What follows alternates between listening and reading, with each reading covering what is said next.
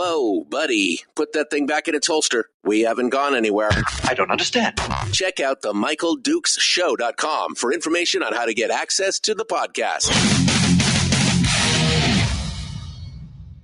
Welcome to the party, pal.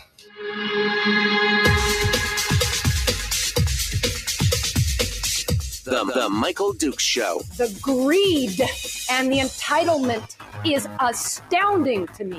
What more could you want from a low-budget radio program? This is a dumpster fire. That was just BS. It is time to get a new perspective. We know just what you need, and we've got just the cure. Open wide and prepare for a steaming hot cup of freedom. I just don't fathom it. The Michael Dukes Show, streaming live across the world. Oh, baby, live around the world on the internet at MichaelDukesShow.com and across the state of Alaska on this, your favorite radio station and or FM translator. It's a Tuesday morning, and it's beautiful, and it's rainy, and everybody's sleeping in today because it's a sleepy Tuesday. It's either that or they're trying to avoid the truth. The truth! They could be avoiding it. It's Truth Tuesdays, the weekly top three. Brad Keithley, Alaskans for Sustainable Budgets, is in the green room, about ready to join us. We're going to go over three big topics today here in the first hour of the program. Then in hour two, we're going to dive into it with Chris Story, the man from Homer. He'll come on board to give us our positivity, our positive mental attitude adjustment, our weekly life coaching lesson, whatever you want to call it. But we always appreciate that, ending up the show in that way. So that's coming up here in hour two, and that's it. Tomorrow on the program, I don't know. I really don't know. It'll be the first time in a few weeks that we haven't had somebody on a Wednesday. I think Shower's still going to be doing some work and training, and so we'll have to see if we can track somebody down for tomorrow. Working on some guests. So we'll see how that goes. Meanwhile, let's go ahead and dive back into it here with Brad Keithley, Alaskans for Sustainable Budgets, and the weekly top three. Hello, my friend. How are you doing this morning? Are you all ready for the truth? Michael, I'm doing great. Yeah, you've sort of latched onto that. It's better than the weekly beatdown. I'll say that. Well, I mean, the truth hurts. All I want to do is clip out Jack Nicholson saying, "You can't handle the truth," kind of thing, from A Few Good Men, because that's sometimes how it feels like there. We just can't handle the truth because it's, sometimes the truth hurts, baby, and that's what has to happen. All right, well, Brad, let's without further ado, let's just dive into this. I was pleasantly surprised to see an article come out in the ADN from the folks who work over there at Chugach Electric, Arthur Miller and Mark Wiggin. We're finally starting to see some movement on this whole South Central gas issue. Is it coming to fruition, or give us some details here? Well, Michael, we may have been through a period of kabuki theater leading up to this. It may have been, I really don't want to diversify my gas supply. I really don't want to leave the Cook Inlet. Please, producers in the Cook Inlet, please, produce more gas. Please, if we throw you some money, will you produce more gas? Oh, that's a bad idea, throwing them more money. State money, at least. And we may have been through this period of kabuki theater. And now, with the passage of the middle of the year, the sort of the target that they had set for themselves, we're seeing the reveal of where we're going on the Cook Inlet. Chugach came out most forcefully. Chugach had an op-ed in the ADN last Friday, I think it was, by the chief executive of Chugach, co-authored by the chief executive of Chugach and the chairman of the board. And there's a sentence that's very clear. It says, while working to diversify our generation mix, Chugach needs a bridge fuel supply to a renewable future, and that is imported LNG. And I think they've made clear that they're on their way to trying to put LNG deals together. The paragraph up to that point said, we must remain laser focused on ensuring reliable electric service, the certainty of reasonably priced natural gas, and increased diversity of electric power generation, including renewable projects. currently 80%, but currently 80% of Chugach's generation is produced using natural gas, with hydro and wind making up the remaining 20%. And then the sentence, while working to diversify our generation mix, Chugach needs a bridge fuel supply to a renewable future, and that's imported LNG. They also hit one of the myths, I think, that have been spread about LNG, at least to some degree, and that is that it was going to cause this huge price fly up in South Central as a result of bringing in LNG. Right. No one ever mentions that we were facing a price fly up anyway. When you look at last year's utility study, the cost of going and getting additional Cook Inlet supply was greater than, counting if you subsidized it, counting the subsidies, was greater than the cost of imported LNG. Nobody bothers to mention that we were hitting that price fly up anyway. But here's what Chugach had to say about that. Concern has been expressed over the potential increase in your electric bill due to the cost of LNG. Your Chugach electric bill will not be going up 50% if we import LNG. We have heard this in other numbers over the past several months. For Chugach electric members, we estimate bills could go up approximately 10% when LNG is imported in 2028. So that's Chugach, the biggest consumer of natural gas in the South Central region. Consumer in the sense that they buy it, consume it to generate electricity. And then over on the frontiersman, Tim Bradner had a couple of articles that dealt with LNG. And while LNG didn't write an op-ed like Chugach didn't step out in front and say what they're doing, it was revealed in Bradner's articles after talking to the NSTAR folks. The first article last week was NSTAR tells regulators it will have planned to import LNG by year end. You'll recall that NSTAR had filed for this $50 million pipeline over on the Matsu side to go down to Port McKenzie and hook up potential an LNG source at Port McKenzie. In the context of that proceeding, NSTAR had to was sent some questions by the RCA, and NSTAR answered those questions. And what Bradner is reporting on is a sentence in those answers that NSTAR gave the RCA that said that they would have a plan in place by the end of the year to import LNG. And then in another article, a follow-up article, Bradner did a couple of days later. Bradner had a headline. Bradner wrote an article that had the headline, NSTAR in early discussions for use of Port McKenzie for LNG delivery hub. And the thing about, there's two things that are interesting about this article. One is it continues to follow up on the responses that NSTAR had given the RCA, and said that what they're looking at Port McKenzie for is a floating LNG, FLNG operation. And FLNG is you bring in a ship. They've done this in Europe. I mean, when Russian supplies were cut off to Europe, Europe's response to that was to go to LNG and bring in a bunch of FLNG, floating LNG. Which are basically regasification. They're ships where all the facilities are built onto the ships and they float offshore and they regasify and then ship it on shore, right? Right. And so all you really need to do is to have a hookup on shore. The ship brings in the LNG, regasifies the LNG, or ships bring in the LNG. A ship regasifies the LNG, has a floating LNG regasification plant on it. A floating plant that's the equivalent of what would be what's on land over in Kenai, and then pipes the gas off the ship on shore. And so the really only shore facilities you need is from the gas standpoint, is a gas pipeline to bring it into your system. You also need a dock for the floating LNG to moor against.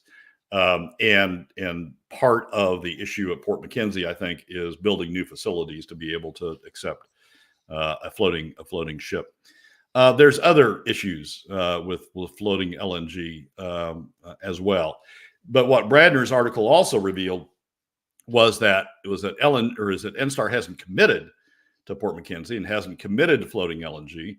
that they're also looking at the Kenai facility and looking at reversing, undertaking the construction necessary to reverse that facility to be able to turn it into a regas facility, regasification facility, as opposed to a gasification facility.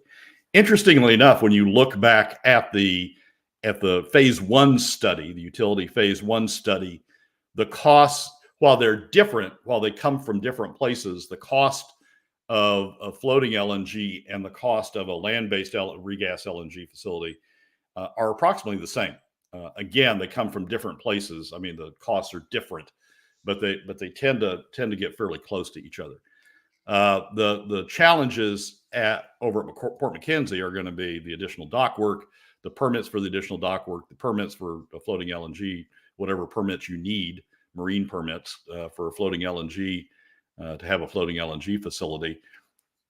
Also issues with permits over at Kenai. I would say at this point, Kenai's ahead because Marathon had already got it authorized to accept already gotten the permits necessary to turn it into a regas facility for Marathon's own use. Those would have to be expanded to include use for others. But I would say that Kenai is ahead, and it's good to me to see Bradner's article refer to or quote NSTAR, essentially quote NSTAR by saying that they're looking at both. So I think finally, after however long, the phase one presentation was over a year ago in June of 2023. So I think finally, after a year of apparent sort of just running in circles, we're finally making some progress. One thing,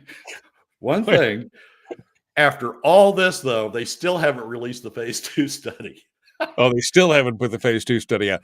So, I mean, you said early on that you thought this was kabuki theater. So was all of this just to gen up interest in it, to gen up money, to see if they could get some more money to the producers, to some kind of offset for building a pipeline? I mean, what do you think?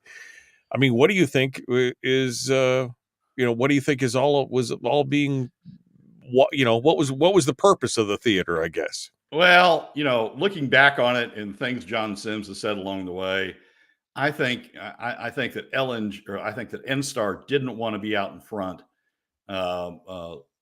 even though the phase one study was clear. I think NSTAR didn't want to be out in front saying we're going to go to LNG. The sort of statement that you're now seeing from Chugach. I think NSTAR wanted to look like it was, it tried to keep Cook Inlet alive. It tried to keep Cook Inlet producers alive. It tried to, do what I think it wanted to look like it was. I think Sims wanted to look like he had been trying to respond to Cook Inlet producers. But in the end, I think the phase one study made it clear that was where we were headed. And to me, I just sort of like to cut to the chase and get on with stuff, right? This whole sort of kabuki theater wouldn't have been what I would have done about it. But in looking back on it, it sort of looks like that may have been what was going on. And Bradner's lead in to one of his articles sort of hints at that. Says the lead in is no one is happy about this, at the least being NSTAR Natural Gas Company, the gas distribution company for South Central. They didn't want to be the one to say, look, the answer is importing LNG. Because everybody's got a love affair with, using Alaska gas and doing the resources. And I'm on board with that if it can be viable, if it can be economic. And of course, we know it can't. So, but nobody wants to say the quiet part out loud. Nobody wants to be the party pooper in the room that says imported gas is going to be the cheapest solution for the next 10 years. Nobody wants to say that. And so that's what they were doing all this essentially to avoid that, is what you're saying. Looking back on it, one can make the case that's what's going on. I mean, maybe genuinely they were going in circles and they didn't know what direction to go. Maybe, yeah. But looking back on it, sort of looks that way. And I guess we had to have the fight about the subsidies for the Cook Inlet producers. We had to have the fight about throwing additional state money at the Cook Inlet producers to keep them going, so that everybody could say, "Oh, I tried." Yeah. But It wouldn't have been the right call. More expensive supply than LNG, and I think now we're on with LNG. All right, we're going to continue. Brad Keithley continues with us here, the weekly top 3. Number 2 is coming up here in just a moment. Don't go anywhere. Got some Keystone Cop stuff going on over there at the Permanent Fund Board. It's like a bunch of monkeys, flinging poo at each other in the circus house. All right, we're going to continue. Back with more of the Michael Duke Show. Common sense, liberty-based, free thinking radio.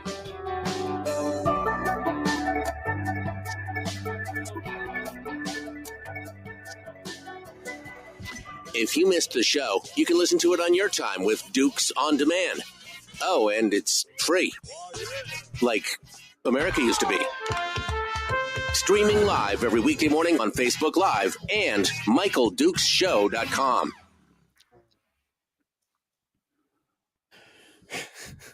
Oh, screaming, howling monkeys all in the cages, just throwing poo at each other.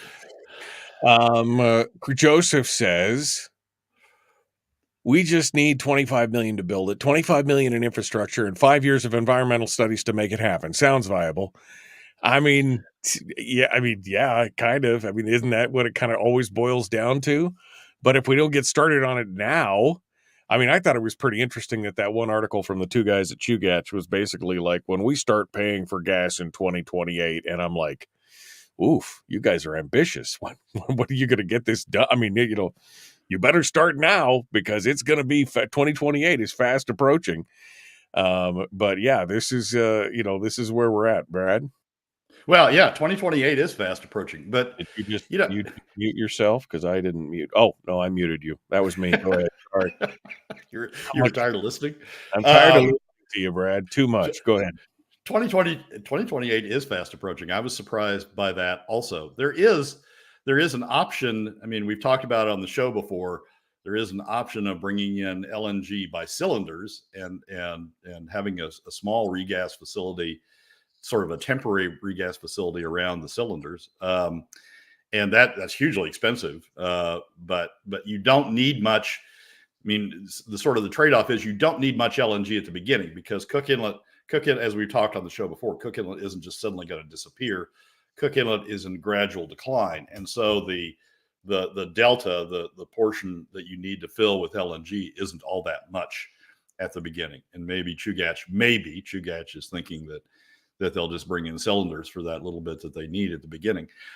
Or maybe they're thinking that we'll have all this, set up and ready to go, that will be, they'll have the decisions made by the end of 2024. We'll have the contracts in place. We'll have the permits filed for. We'll lean on, to the extent they're federal permits, we'll lean on Murkowski and Sullivan and whoever our congressperson is to press ahead on those. And maybe they're thinking that we'll get it installed by then. But either way, 2028 is a little aggressive, but it's good. It's good to hear them say that they're getting on with it after all of this period of radio silence and sort of apparent on the surface non-activity.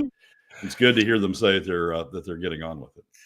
No, I love the analysis of, they're all standing around going, oh boy, nobody wants to be the first to say that we just won't be able to use Alaska gas. We'll have egg on our face if we do that. So everybody just, cone of silence. Nobody says anything about it, until somebody finally breaks it. But it is what it is. We've been talking about it. And like I said, I've been pushing for Alaska gas for 20 years on this program.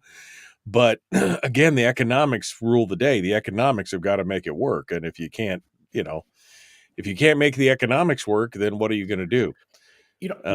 One of the advantages of floating LNG is that an FLNG facility is that it's marketable, right? You don't install kit on big kit on the shore that then is sunk costs. You've got this ship that you're using to regas, and you've got pipes up to the ship, but that's really all of your onshore investment. And you can unhook the ship and float it away and send it someplace else where there's demand. So we're not writing out Cook Inlet. I've made this point all along. If the Cook Inlet producers have a big find, or they find that their economics are better than they claimed they were, and they can do this stuff without subsidies and bring in additional supply. We're not hugely committed to LNG at any given point, especially if we're using floating LNG, and that may be in the back of NSTAR's mind. And even over at Kenai, we've already got most of the kit there. It's really just a process of sort of bolstering it up and turning it into the other way to go. So Cook Inlet is not necessarily over. If producers find something in Cook Inlet, there still will be a market for it and a way to bring it into the system.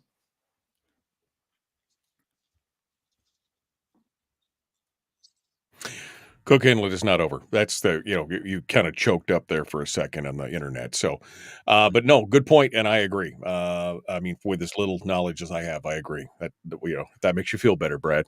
All right, we're going to continue on here. Brad Keithley, Alaskans for Sustainable Budgets, the weekly top 3, the Michael Duke Show, Common Sense, Liberty Bank Street. Brad Keithley joins us every week to discuss oil, gas, and the economic forecast of Alaska. It's the Michael Dukes Show. All right, we're continuing now. Brad Keithley, weekly top 3 continues. The machinations inside the Permanent Fund Board. I mean, it makes Buster Keaton look like a brain surgeon at this point. It's astonishing to watch. We saw this whole thing, this most recent vote come down. Now Ellie Rubenstein is leaving, but she made a vote before she left the room. And I mean, I don't know what is going on here, Brad, but give us your thoughts. Michael, last week on the show, we talked about Ethan Schutt's reappointment. And I raised the question, is this a good thing or a bad thing? And I sort of made the point, it sort of keeps the status quo in place. It couldn't get much worse. And so it sort of draws a line under everything. I was wrong. In the span of 1 week, it got a lot worse. And it's just, Jason Bruni said one thing, and the FT, the Financial Times, the London-based Financial Times, the major, there's the Wall Street Journal and the Financial Times, and maybe Bloomberg out there in the world. Those are the 3 major financial presses. And the Financial Times ran another article, another not very complimentary article about Alaska and its Permanent Fund Board. And Jason Bruni made a comment that wasn't picked up by the Alaska press, but made a comment that just floors me and does more, I think, to explain why this board needs to be restructured than anything else. Here's the comment. This is Bruni. Ellie is the exact type of person we should want on the permanent fund. She has the connection. She understands the industry. Here's the key sentence. She, frankly, has more knowledge about the industry than the other trustees combined, said Bruni, the new chairman. More knowledge. Now, this is Ellie Rubenstein, who 36-year-old Ellie Rubenstein, who can tap into her father's knowledge, but I'm not sure on her own there's a whole lot of knowledge there. She frankly hasn't demonstrated a lot of it, a lot of skill set around this. But this is Bruni. She frankly has more knowledge about the industry than the other trustees combined. Does that give you a warm and fuzzy feeling about the board that's running your, $70 billion investment fund that Ellie Rubenstein, the now departed Ellie Rubenstein for good reason, that Ellie Rubenstein has more knowledge about the industry than the other trustees combined? It sure as heck doesn't give me a warm and fuzzy feeling. It sends chills through me. Where are the professional folks who are supposed to be dealing with this? I mean, come on, this is oof.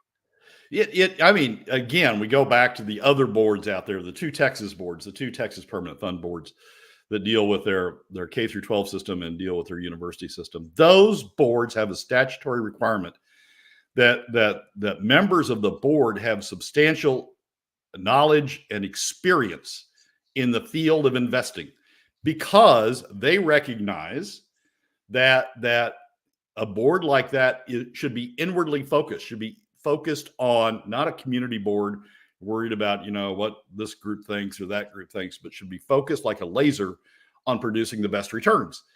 And to do that, you need people on the board to be giving this guidance, to do the allocations, to do the things that the board does.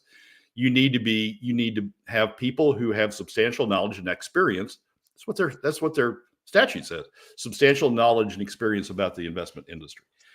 And now Jason Bruni is admitting that Ellie Rubenstein, who I would not rank in the, my all-time top tier of investment advisors, Ellie Rubenstein has more knowledge about the industry than the other trustees combined. If there was ever a sentence that encapsulated what's gone wrong, it's that sentence.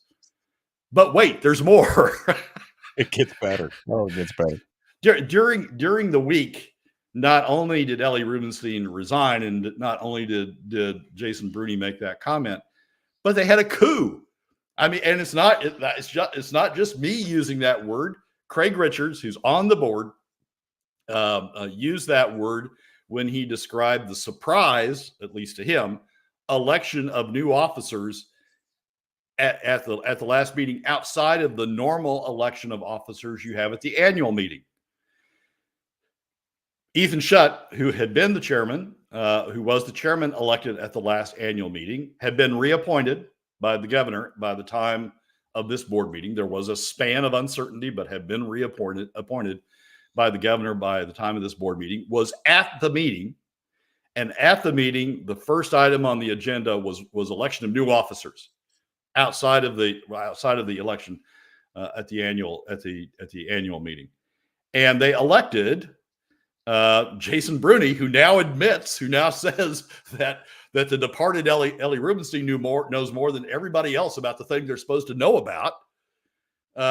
They elected Jason Bruni as the new chairman, and Adam Crum, who, for whatever reason is the revenue commissioner, not because he actually knows anything about revenue, but for whatever reason is the revenue commissioner, Adam Crum as vice chairman. That's the new leadership.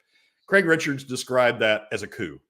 The election outside of the normal board cycle, the election outside of the normal cycle, and the installation of somebody who admits that he doesn't know much about the industry.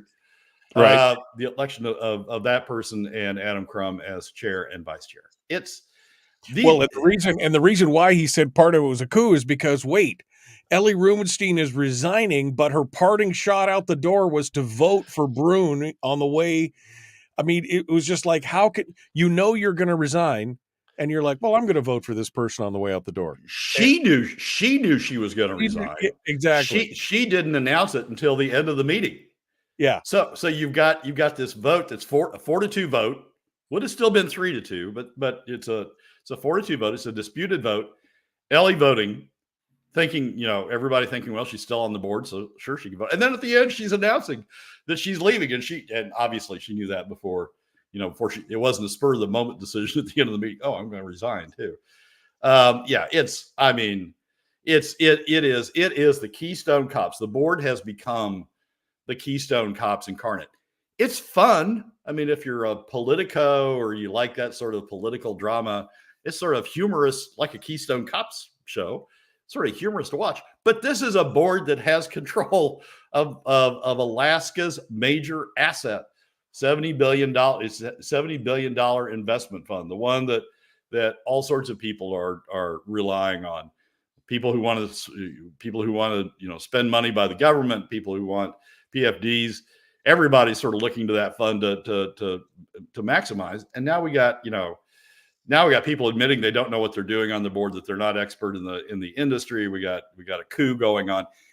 This board needs to be restructured. That needs to be, if somebody's not already drafted the pre-filed bill, they sure as hell need to be doing it. And that needs to be HB1 or SB1, or maybe HB and SB1 in the next legislature. And people who are running for office need to acknowledge that's a huge issue. This board, I mean, they're making the ADA board look good. Yeah. It's the number one asset that feeds the state government, that does the permanent fund, that does the dividend, that does everything else.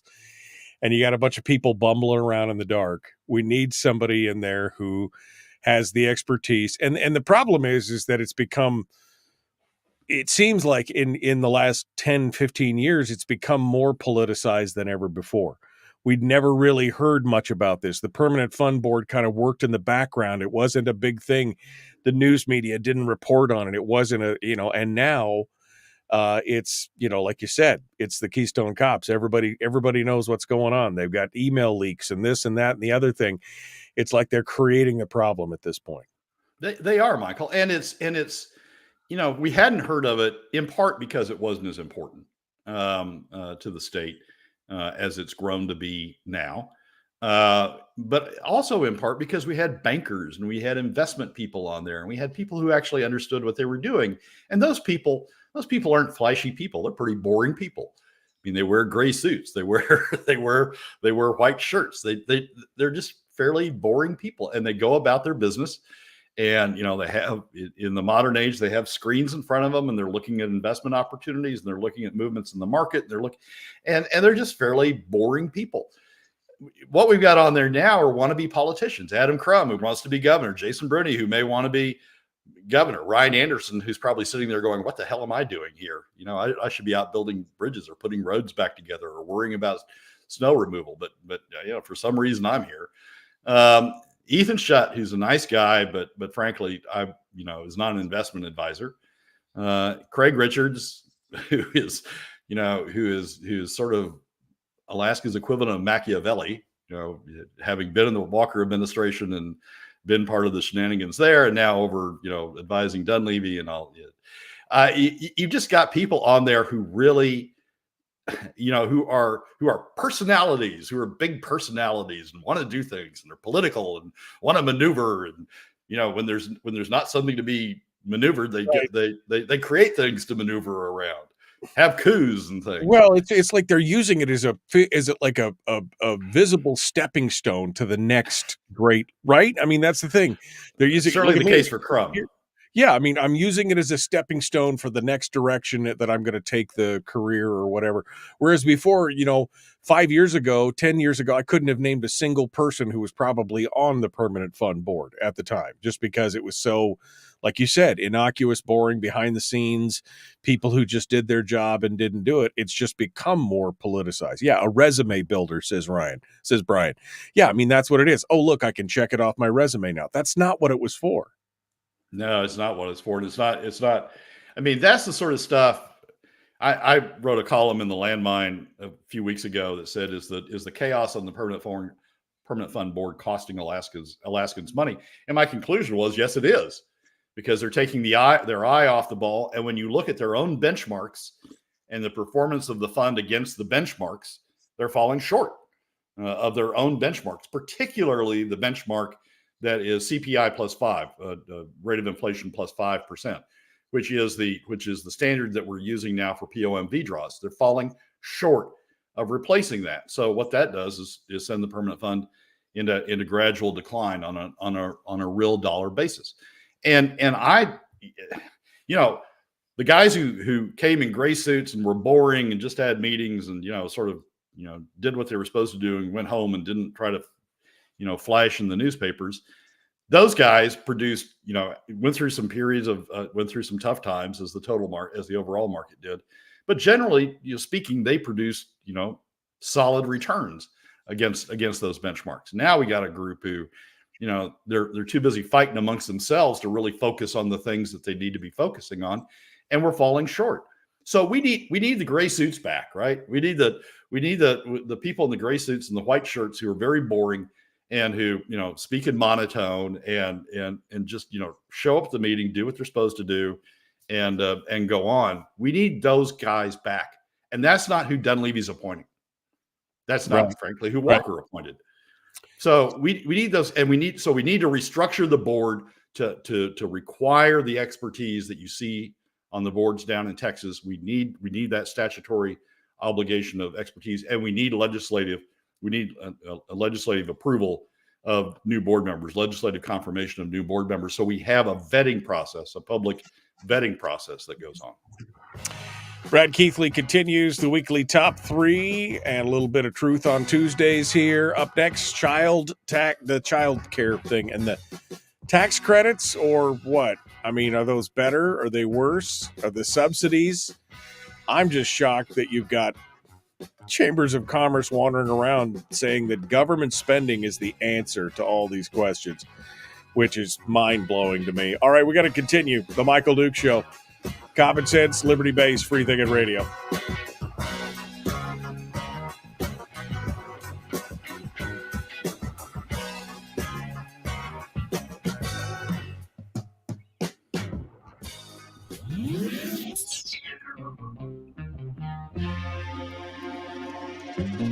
Listened to by more staffers in Juneau than any other show, because their bosses told them to. And after what they just heard, oh man, they're going to be pissed. You're a bad, bad man. The Michael Duke Show.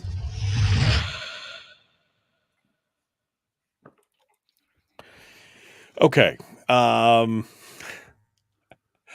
wanted to go back to this comment because this was a comment from this is a comment back from number one when we were talking about the imports. And Kyle's brought this up a couple times. And I mean, I don't think that I'm arguing with Kyle about this at all. He says, do you believe the Jones Act challenges are being used as a red herring against imports? And I mean, I don't know if you mean the challenges that people are making to the Jones Act or anything else. I mean, I think the Jones Act definitely makes it tougher to import gas into Alaska because we can't use domestic sources.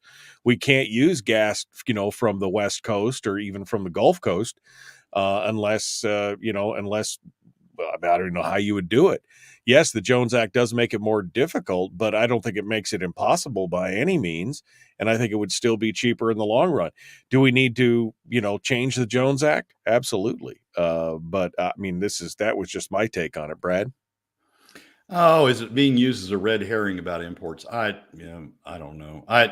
The Jones Act does make it a little bit tougher. You can't go direct from a U.S. port up to Alaska if you don't have a Jones Act ship, and there are no LNG tankers out there, to my knowledge, that meet the Jones Act's requirements. So, as you say, you can't go direct from the Gulf Coast, but you can. There is a little known workaround around that. There is a Mexican export facility under construction that will be fed by U.S. gas, and will be reliant on U.S. gas. And so you can use that. You can use that from the Gulf Coast. There's also another Mexican facility on the West Coast in Baja that is fed by U.S. gas, run by a U.S. utility. And that's one of the options that they're talking about for Alaska. So, yeah, it makes things a little bit tougher, but it certainly doesn't prevent LNG from coming in. The other way that people have talked about the Jones Act is, the solution that some say, well, let's just tanker it off the North Slope. Let's just do LNG gasification on the North Slope, put it into tankers up on the North Slope and bring it down. And then people say, well, you can't do that because of the Jones Act. Well, there's another reason that you can't do that. The companies have looked at it a lot of times, and there's a draft in the sense of depth issue up there. You'd have to do something to deal with that. Can't scrape out the bottom of the ocean up there. People, the environmentalists would have a freak show over it, and you can't do it on shore. You'd have to do it way, way offshore. You'd have to find some facility to be able to do it in deep water, and that's part of the problem.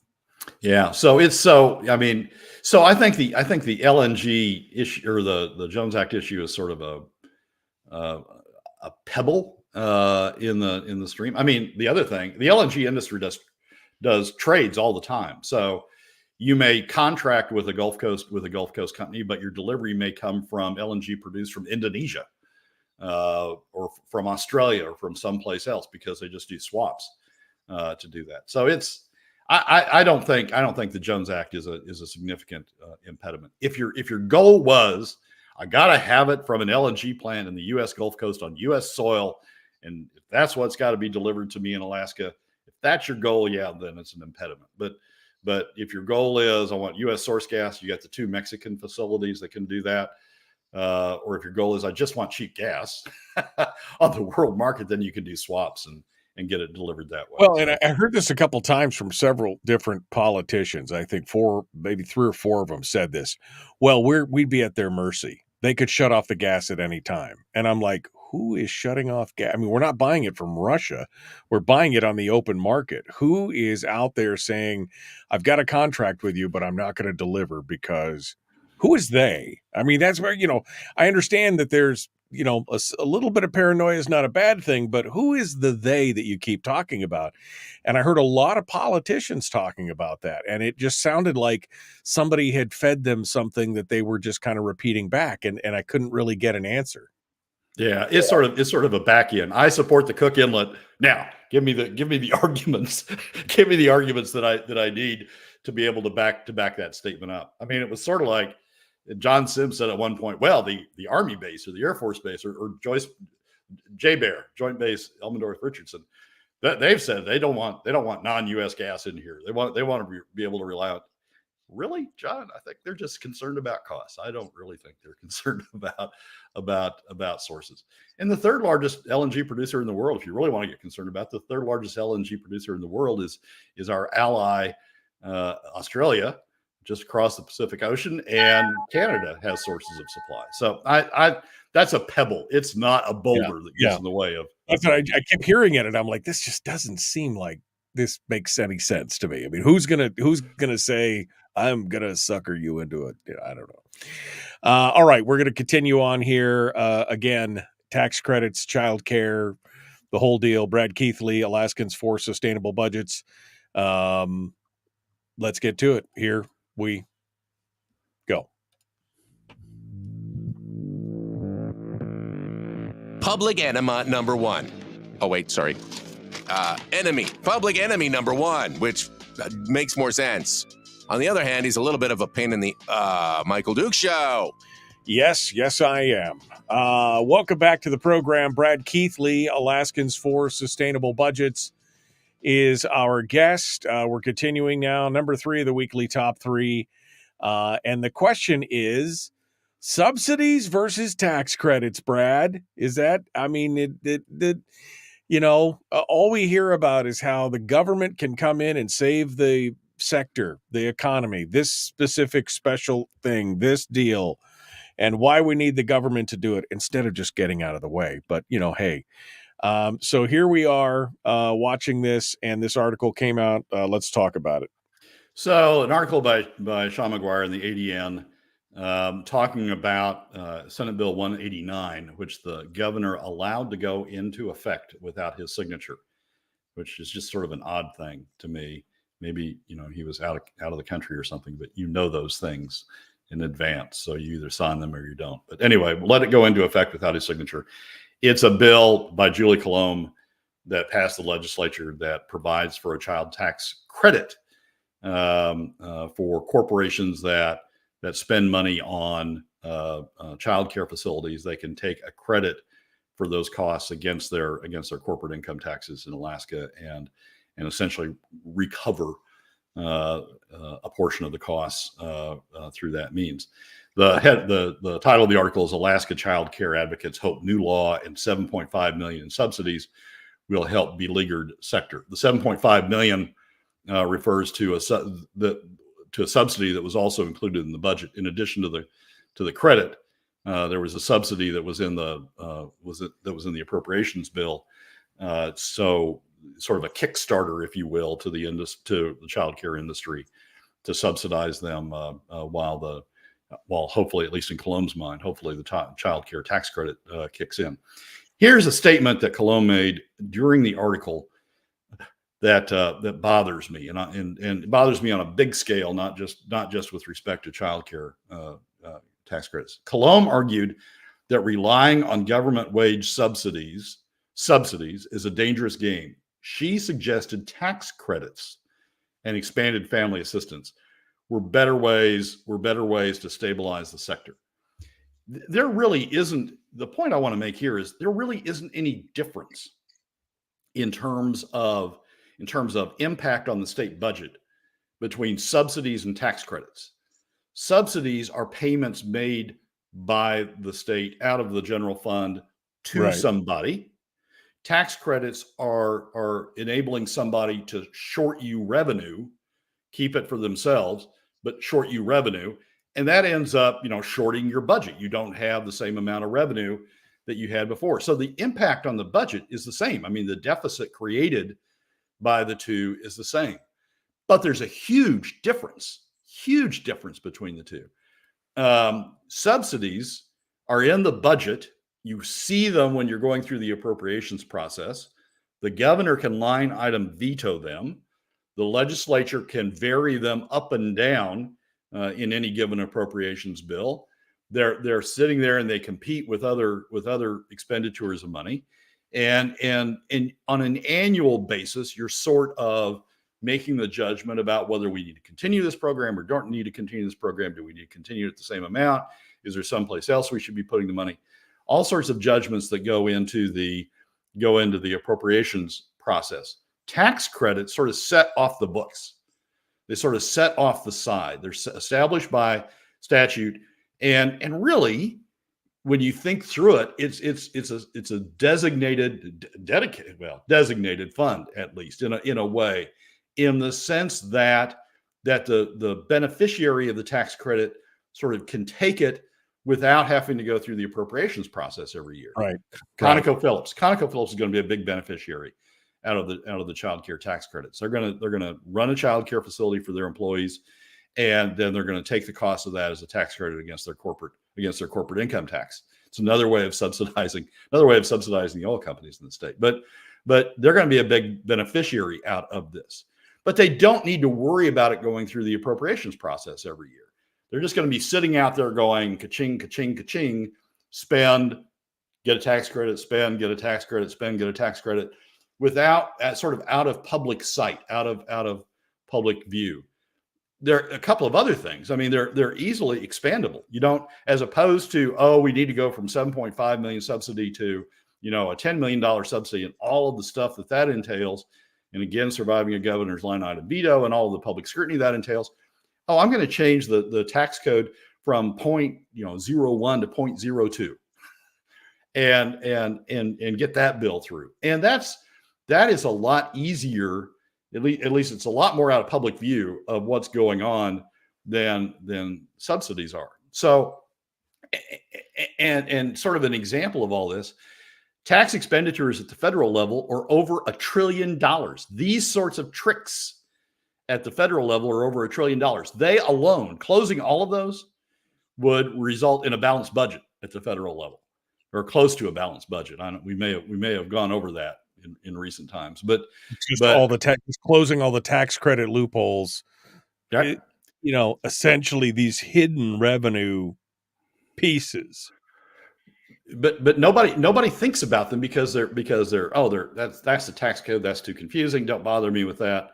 And it's just all over at the side. And so they can grow. I mean, once you get a tax credit built in there, you can say, this is just like the child care tax credit. And that's a good thing. So let's just do another one. And so they sort of grow like Topsy over time once you get started down that road. I mean, if anybody really wants to think about the impact of tax credits, think about the reimbursable tax credits we did for Cook Inlet producers back in the early 2010s. That's right. A large part of the deficit we ran up in the early 2010s, those oil and gas tax credits. But they weren't going through the annual appropriations process. They weren't, people weren't reviewing them and deciding whether it was a good use of funds or not. They just existed out there. So I think Colom's got it backwards. And I think advocates of tax credits are among the most dangerous among us because they're setting up these procedures that move deficit creating fiscal measures off the books, out of public sight, and move them into a mode where they operate automatically. They're permanent. You don't review them as part of your annual appropriations process. So I'm concerned that we've done this with child care tax credits. I'm concerned that we have a legislator who says that tax credits are better ways to handle fiscal measures. They're both subsidies. Don't confuse yourself. Both a direct subsidy included in the appropriations process and a tax credit created outside the appropriations process are the same thing. They are both subsidies, but one is much more easily protected than the other, and much more damaging because of that. Yeah, because it doesn't have to fight with all the other dollars every year as they duke out the budget. It's just a credit, so it's not actual revenue, quote unquote, that people see in the account that they then have to fight over who's expending it where. It's just money that they keep, and it never goes into the account. So it's out of sight, out of mind is what you're saying. And so it's easy to do. And then if it's not subject to that appropriation, then it becomes easy to highlight. And I mean, look, I'm all about legal, whatever, however you can make your tax avoidance as legal and as broad as possible. I'm all about that. But the question becomes is, when is it government's responsibility to do all these things? And that's the question that's not being asked. I mean, this article goes on and on and on about it, but it quotes the chambers of commerce and all this other kind of things. And I'm like, people, the problem here is that we've got, in this instance, childcare specifically, and I know this departs from Brad's main point on this, but the problem is that we've got an industry that's been so, inculcated by the government and regulation and oversight and all this other kind of stuff that, little old Betty June down the street can't watch your kids anymore because she doesn't have all the state mandated whatever to do it. When you used to do that, when your folks did it, they just had paid Betty Jean $5 an hour or whatever it was to do it because she was retired and liked the extra income and everything. I mean, why are you adhering to all these deals? Is it because the only way you can get the subsidy is to go to a state authorized child care place? Otherwise, you have to pay for it out of pocket. And so now it again creates a constituency to have to do that. I mean, this is a bigger issue here specifically with this, but you're right, Brad, I guess is what I'll say to that. But this is a debate, Michael. I accept all of that and understand all of that, but it's a debate that we've had one time and now we won't have it again. You want to know why? Right. Because we've moved the subsidy off the books into a credit. And so now it'll be off the books. We won't have these subsidies show up in the appropriations process because they'll be off in a credit. So we've had this debate one time. Some people prevailed on it, some people didn't prevail on it. Now it's gone. Now it's off the books. Yeah. And we won't have it again. Yeah, I mean, both things, again, they're not mutually exclusive. We're both right in that regard. And I think that's, that's part of the problem here. All right, Brad Keithley, Alaskans for Sustainable Budgets, the weekly top 3. Thank you for coming on board, Brad. It's good to talk with you. Michael, Appreciate always, you. thanks for having me. All right, folks, hour 2 is dead ahead. Chris Story's at the end of the show. We're going to recap a few things. I want to dive into this a little bit more on this child care thing. And we'll be back. Up next, The Michael Luke Show. We had Julie on here a couple weeks ago. We talked to her about this. And I wasn't beating her up on it or anything. But, at some point, the part of the problem is that government has gotten so involved in, most aspects of our lives. And this childcare thing is an interesting thing because, we probably can remember when mom and dad paid the little old lady down the street or the homemaker down the street a few bucks to watch us occasionally, or whatever, if we needed to when we were younger. I mean, in my life, we all grew up pretty quick and we were pretty self-reliant and we didn't necessarily need a babysitter too much. But, it did happen. And then what we've seen happen is it's gotten to the point to where we become dependent on government because they've mandated, well, if you want this subsidy, if you want this credit, if you want this extra payment to help you with your childcare, then you can only do it through state authorized childcare providers, which of course drives the market up and up and shuts out the little old lady down the street because she's not going to go through all those hoops to do that. She was doing it for a few extra bucks and be nice and, to have something to do it, but she's not going to jump through all those hoops to do that. And so you've shortened the market, you've shrunk the market of available providers by creating this whole mess to begin with. And it's just this doom loop where it just gets worse and worse and worse. And then the only people who can afford to do it are the people who are receiving the subsidies from the government. Brad? No, that's right, Michael. That's right. And it is, we have narrowed the market and we've narrowed it down to those who are subsidized and we've given them a price advantage by subsidizing them so they can beat out Betty Jean. Betty Jean isn't going to do it for free. And now we have government subsidized providers who are going to have a cost advantage over Betty Jean and all the other private providers. There's one other issue in this that I didn't get to in the segment, but grates me, and that is who's paying for these subsidies. Right. Well, I'll tell you who's paying for these subsidies. It's being paid for through PFD cuts. That's the revenue source. That's the marginal revenue source that the legislature is using. So who does that mean is paying for it? Well, it means middle and lower income Alaska families are paying for it. Do you think the only people using it are middle and lower income Alaska families? Of course not. Those in the top 20% are using it. Maybe some non-residents are going to take advantage of it. People who are up here for the military or otherwise up here and not residents of the state. All companies are going to benefit from it. Obviously Conoco is going to pursue it as part of its operation to enhance its employment for its employees or enhance the environment for its employees. They're all benefiting from it, but who's paying for it? It's going to be paid for by middle and lower income Alaska families, and that's it. That's another huge gripe to me. If we're going to do something like this, if we're going to make the decision that we're going to subsidize childcare, then every Alaskan chambers of commerce, top 20%, corporations, companies, they say it's important to them. They're companies. Well, they ought to be paying for it then. They ought to be paying a share of it then, a share of the cost of the subsidy, as opposed to recovering those costs only from middle and lower income Alaska families through PFD cuts. And now we're going to have people say, well, middle and lower income Alaska families need more government services. Why? Because we're cutting the PFD. We're taking away one of their income sources in order to pay for this stuff. It's sort of its own doom loop going on. Right. We're making life worse for middle and lower income Alaska families. Then we say, oh, we need more government services to make life better for them. But we're going to take more money from them in order to make life better for them. Oh, and by the way, the top 20% non-residents in oil companies get to be free riders. Well, it's even worse because they're taking that the transfer is happening from the private sector to the public sector, right? Because they're taking the money out of the private sector to say, oh, we need to make life better for you. So we'll do it through the government sector, which is less efficient, it's malinvestment essentially. And that's how they keep doing it. That doom loop continues, but the money keeps coming out of the private sector to where the public sector can spend it because we know better than you how you should spend your money to make it better for you. And that it just keeps going and going and going. That's the problem. Well, no, that's one of the problems. That's part of the problem, but a big subset of that problem is who in the private sector the money's being taken from, and it's being taken from middle and lower income Alaska families exclusively.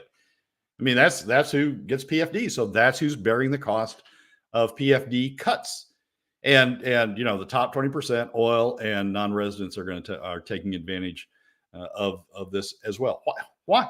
The chamber's essentially, let's focus on this for a moment. The chamber's essentially going, our members are mostly in the top 20%, mostly companies. They want this.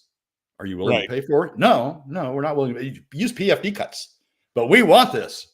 So give us another free benefit from government and put it on the backs of middle and lower income Alaska families. It's one of the reasons I'm no longer a member of any chamber. It's just, they're as bad as labor unions in that regard. Yeah. No, exactly. Who are they looking to fix the problems? Not themselves. We look to government to fix the problem. We couldn't come together ourselves and fix it. All right. Brad, we're out of time. 1 minute left. Final thoughts before I let you go. Permanent Fund Board. That's the big one of the week. Cook Inlet's been solved. Let's go to the Permanent Fund Board. That sucker needs to be addressed, and we need to make big steps quickly to get the Keystone cops out of there and to get the grown-ups back in the room. Yeah, I wouldn't disagree with that. Again, let's go back to the boring old days when we never heard about the Permanent Fund Board because they were just doing their 9 to 5 and going home and being boring, which is great, and earning a great rate of return. All right, Brad Keithley, thank you so much, my friend. Appreciate it. Michael, as always, thanks for having me.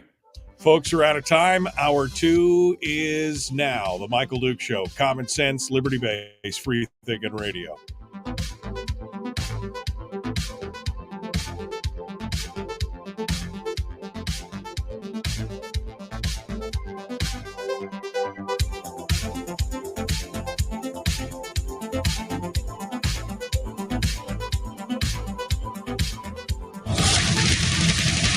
Whoa, buddy. Put that thing back in its holster. We haven't gone anywhere. I don't understand. Check out the MichaelDukesShow.com for information on how to get access to the podcast. Welcome to the party, pal.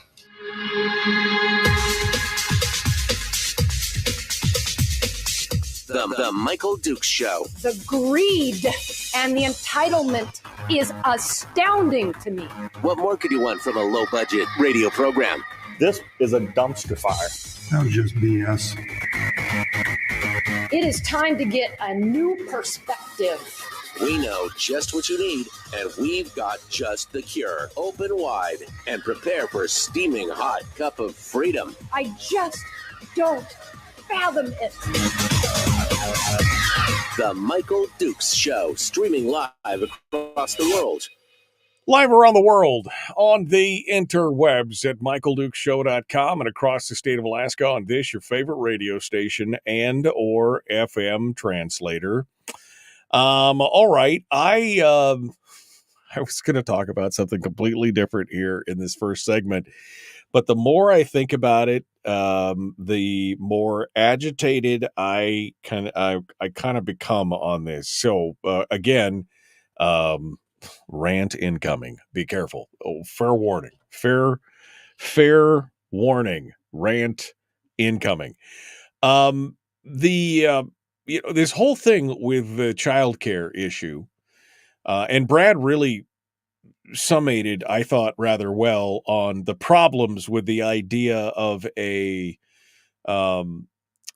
tax credit versus a subsidy, and how they're both essentially the same thing, except for the fact that one is more of kind of a subtle, hidden, out of the way thing, and that would be the tax credit. And there's problems with it. That Brad just, if you missed it, we just finished up with Brad, and he talked about why that is kind of a tough situation because, again, it takes it out of the appropriations process, the yearly struggle to justify the expenses. It kind of takes it out of that venue. And is problematic to begin with. But I want to get back into the idea here for just a second of how we have created part of this problem. This article from Sean McGuire over at the ADN has got some interesting points in it, and I want to kind of go through this for just a second. Now, I can say that I don't necessarily have a dog in this fight because, well, first of all my kids are now grown adults, but we never needed childcare because my wife was a stay-at-home mom and we homeschooled all our kids. So we didn't, so again, your mileage may vary on this. This is my perspective as a person who really didn't need any of this. But had friends who had problems with childcare and some other things. So, I did, we did help out, my sister at one point with her kid when she couldn't get childcare. And, we did help out a little bit with some of that stuff where we watched kids for folks that if they needed help to do it. But again, not experts in this or anything else. I guess that's I don't know why I felt the need to give you a disclaimer, but there's your disclaimer. Okay. So we start off with the whole fact that Alaska's child care, says Sean McGuire, has recently received unprecedented attention. The governor established a child care task force last year through an administrative order to improve the affordability, availability, and quality of child care in Alaska. Now, on the surface, the idea that the governor would create some kind of commission or task force to improve the affordability, availability, and quality of childcare sounds like a good idea. The problem is that generally speaking, the answer that those kind of commissions or task forces always come up with, the solution is always government spending, right? I mean, really, there's very, very rarely is there ever is there anything that has anything to do with, efficiency or reducing regulation or anything else. It all has to do with some kind of the solution requires spending of some sort, which, of course, in this case, it did, right? They not only do they get a $3 million tax credit, they also get a $7.5 million subsidy. So this is not, this is the answer was pretty obvious in that regard. The problem here is that the child care system in the state of Alaska has had a pretty tough time. Advocates say that the COVID pandemic strained the child care system to the breaking point and exposed frailties of the sector. Since then, Republicans nationally have shown a greater interest in investing in child care as a workforce solution. Now, let me be real honest with all you Republicans out there. This whole move to make the Republicans the party of the worker, which when we saw the union president get up and speak at the Republican National Convention and talk about all this stuff and make it the party of the worker. When it says Republicans nationally have shown a greater interest in investing in childcare, that again, investing in childcare is code for government spending. It's code for spending government money in the private sector. It's dangerous for so many different reasons, but specifically, we're talking about your children. That should immediately make you, concerned. There was a report that came out that McGuire references that found that 19% of Alaska child care centers have closed since 2019. So a fifth of them essentially have gone away. Anchorage saw a 45% decline in child care workers between 2018 and 2022. So they lost almost half of all the child care workers. Another 2021 report estimated that Alaska is losing about $165 million a year in economic activity, which is basically this is the unrealized gains of, because people couldn't go to work, they're losing $165 million a year in economic activity because people had to stay home to watch their kids. Then it goes on to talk about how the Alaska Chamber of Commerce has advocated for child care provisions to pass into law and do all this kind of stuff. And here is the problem. This is the major problem that I want to get down to. I'm going to try and pull this together in the last 7 minutes here. The problem is that we have got a private industry which should be responding to market forces. Childcare, right? Should be responding to market forces. There's a huge demand, and that demand should be driving an increase and an explosion in this industry, and it's not. Why? Well, because the regulatory overhead and the burden has become greater and greater. In addition to that, because government has become involved in childcare for many years at this point, the people who may have been involved marginally on the fringes, and I'm talking about Betty Jo, who lives down the street, who's retired, and may have taken in a couple kids throughout the week just to do something to make ends meet, to have a little, bingo money or whatever, won't do it anymore because, one, she's afraid that the government could come down on her like a ton of bricks for something that she could do wrong if she doesn't have all the proper, blessing from the government to watch a couple of kids in her house, even though she may have had a half a dozen of her own. They don't want that. Secondly, the parents of these kids who probably previously would have been happy to have her watch them now can't afford to do it or feel like they can't afford to do it because the whole thing has become subsidized, and now they can get this free money from the government to do these things, but only if they take their kid to a state-sponsored, signed off on, stamp of approval child care person. And so it's driven a lot of these marginal people from the market who would have done it on the side just for fun, for a few extra bucks, because they were bored, whatever. It doesn't allow them to do it. And it creates this dependency cycle. And the more oversight, the more requirements. And, what was the thing that we saw here? It was about a year ago, maybe a year and a half ago. They were talking about all the requirements to become a not state authorized, state approved child care provider, especially in the villages where they had to have, like in-person fingerprints and all this kind of crazy stuff just to become a child care provider. People were like, they're not going to go through those hoops. It becomes so onerous that I'll just do something else. I'm not interested in that. And because they've subsidized it, they've given some of these places a leg up against other private sector. They've given certain private sector entities a leg up over other private sector entities who haven't taken or don't qualify for it. So they've basically muddied the market so much that they've created this problem. And now, of course, the answer is, well, then we just need more.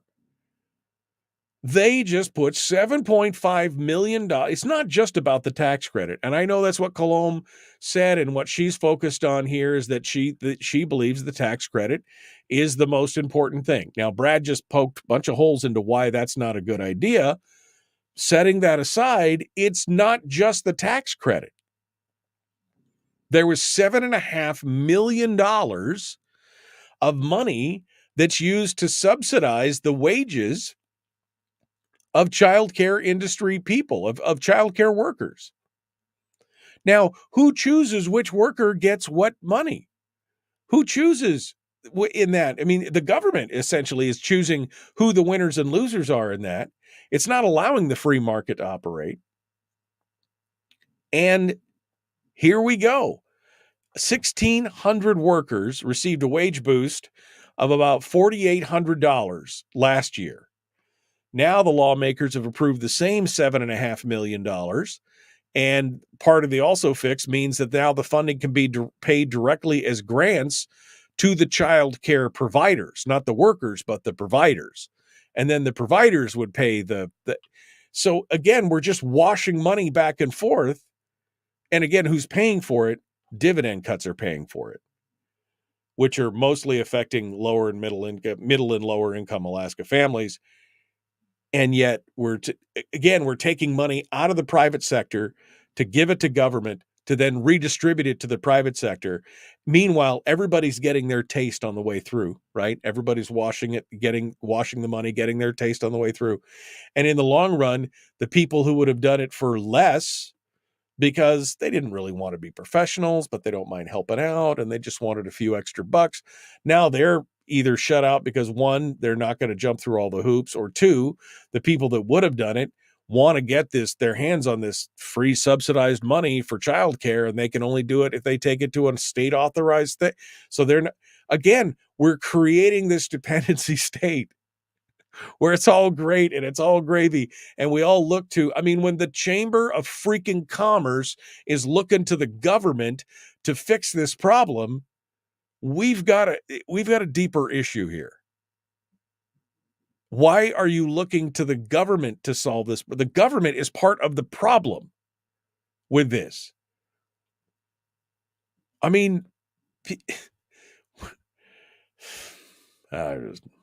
just don't even know what to say at this point, other than this is just more of that same kind of madness where everybody, including conservative fiscal hawk Republicans, are looking at the government and going, that's the answer. That's the answer. And you couldn't be more wrong. As Brian said, see also the government breaking your legs and expecting you to be grateful for them giving you a crutch. And then the crutch industry rejoices. It's exactly it. They're going to break your legs and then give you a crutch and expect you to be grateful. By the way, the whole time they're propping up the crutch industry. That was not a pun, but it does kind of funny propping up the crutch industry. You know what I mean? It's the same kind of thing. It's just madness. Just madness, man. Okay, we got to go. Hour 2 continues. We're going to talk a little bit here about what's going on in Fairbanks with this kind of witch hunt, lawfare, free speech, problems. It's crazy. Absolutely crazy. All right, we got to go. The Michael Duke Show, Common Sense Radio.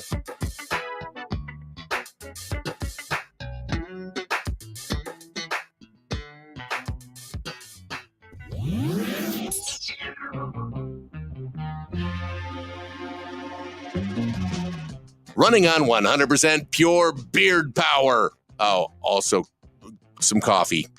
We dip our beard in coffee. Ha, nice beard. The Michael Duke Show.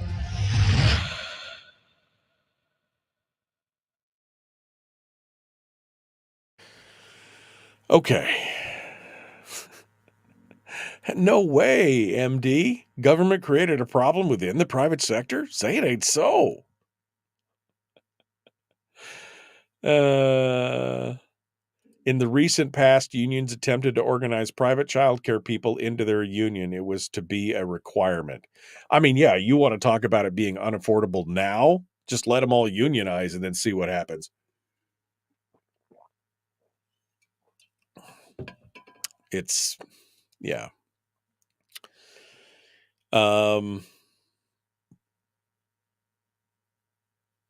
Government dependency stifles self-reliance, says Harold. The gap from dependency to self-reliance is too great for the poorest to scale.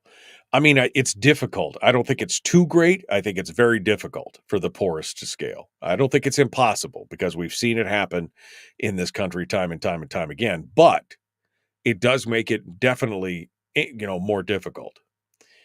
Yeah. The result is that bureaucracy grows. Ever seen a bureaucracy who wants to close their doors? No.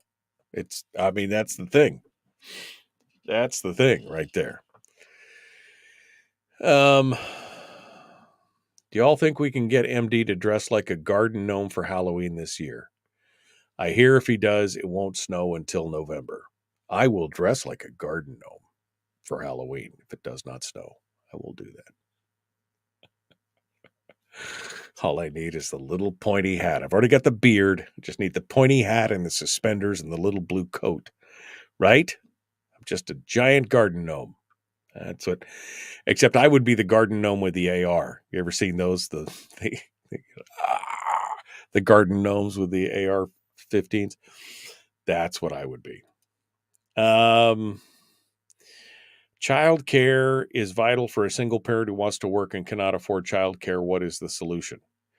Well, the solution is to get to know your community and to find somebody who's willing to do it in your local community. Again, the Betty Joe or the whoever it is down the street who doesn't care about the government regulation or, pay thing or whatever, and you work it out with them. That's what it takes. Is it a perfect solution? No. But the problem is, again, the government is involved in every aspect of it, so you're not going to find a perfect solution for it. When the government subsidizes child care, the cost usually increases. This is the problem with government subsidies overall. That's the point. I guess, David, you're making the point for me, and you basically made it a little more eloquently than I could. Anytime the government subsidizes something, the cost of it increases. Why? Well, because they're getting free money, right? Tuition subsidized increases. Healthcare subsidized increases. I mean, you could just go through the list of things that have been subsidized and the cost of it increases. Again, similar to the housing allowance the military gets. The housing allowance goes up, the rent goes up virtually the same amount. It just increases. Anything that's subsidized will increase because, again, the feeling in the market is it's not true market forces. It is there's more available money, so let's see if we can capture some of it because it's free money that's out there, and that's part of the problem. So the second that we subsidize that, Boom. Away we go.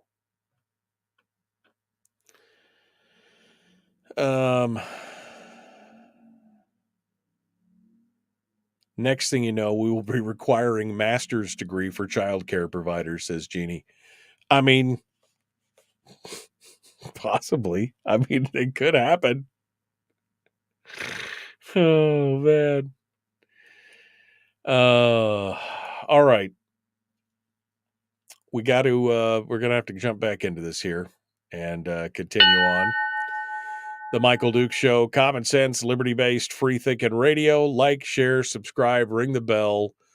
Let's do all this stuff and get back to it. Here we go. Like, share, subscribe. Again, ring the bell and do all that. Hold on a second. Let me, there we go. Pulling it up. We're going to talk about Fairbanks here up next. Here we go. 10 seconds out. I was a little early. On that. There we go. Here we go. Now we're going to do it.